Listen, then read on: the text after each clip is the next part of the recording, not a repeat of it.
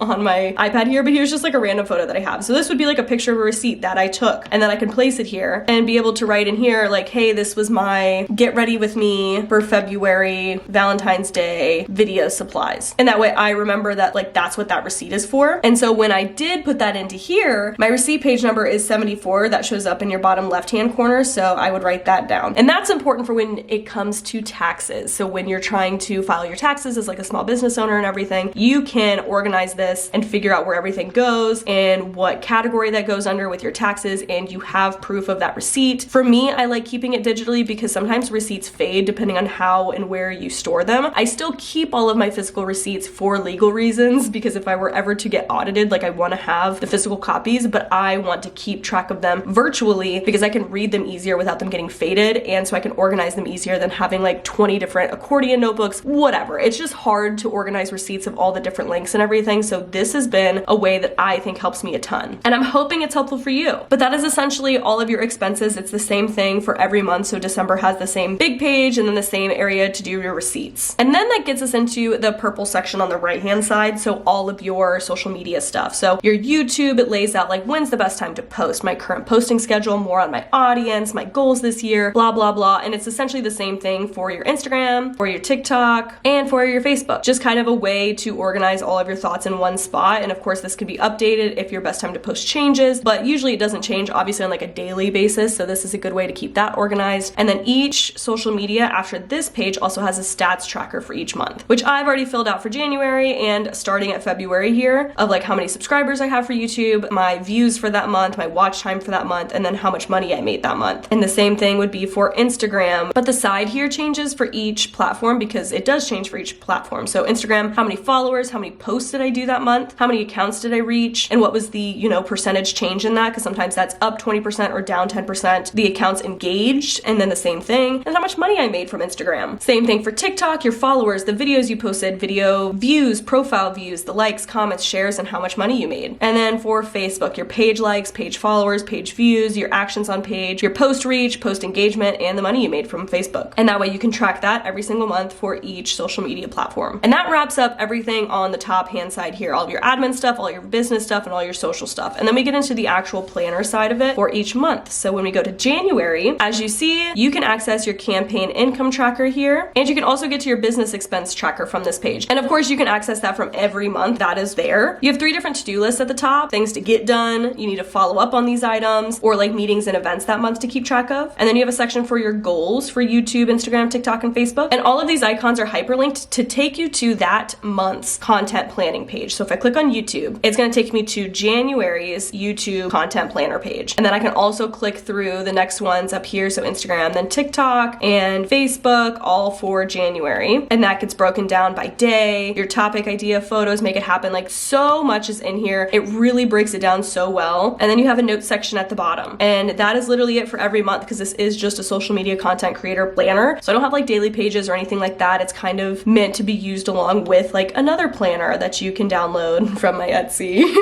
But this is just all your social media stuff. So you can go to June, the same thing. You can get to your campaign income tracker for June, bam. You can get to your business expense tracker for June, bam. Get down all your to-dos, meetings, write down some goals for the month, and then plan your content for each social platform for each month, for each individual day. Plan out your grids, your stories, your reels, whatever it may be. And that is your social social media content creator planner. Like, this thing is jam-packed and I absolutely freaking love it. Because like I said, I personally use every single one of these things, or have used it, but in some other way, shape, or form. Like my campaign page, I have like a filing cabinet that I have all of those in, and I hated doing it in paper form, especially because I don't have a printer now. So moving everything digitally, doing all of the things that I already do, but just making it all in one space is a game changer for me. And I'm really freaking excited to like actually use this on a daily basis and plan all my content and track my expenses and keep track of my receipts and literally have everything in one. So I'm really hoping that this is helpful for any kind of social content creator, or even like a social media manager for a company, even if you don't make content for yourself. But this would be so helpful if, I don't know, you're the social media creator for like American Eagle, just because we brought that up earlier. Like, you can plan all your content if you post for American Eagle through something like this. So I hope it's helpful. It'll be linked down below for you guys if you want to check it out. Of course, with other things, I have stickers. I will be coming out with some social media stickers and stuff like that to use in the planner. Like, so much is in store and I'm excited. This one's definitely like the most intricate planner that I've made with so much information. So this one took me a while, guys, I must admit. But to wrap up today's video, we're gonna do the notable quotable from the cover here, which is, "A million likes will never be enough if you don't like yourself." For me, this is a biggie because comparison is the thief of joy, and you'll never love yourself if you're always comparing yourself to other people or seeing other people on social media being like, well, why can't I be that girl? Like, why don't I have her kitchen or her blah, blah, blah, blah, blah, blah, blah. Because if you fake that, or you get that thing that, you know, somebody else has that you've been wanting because of that comparison, and you post it and a million likes, like, that doesn't mean you love yourself. That doesn't mean you're happy. Like, likes and comments and views do not indicate your worth. Like, this whole planner cover is my notable quotable for today, and I hope you guys love it. Thank you for watching this video. I hope it was informational, but I love you guys so much, more than you'll ever know, and I will see you in the next video. Bye!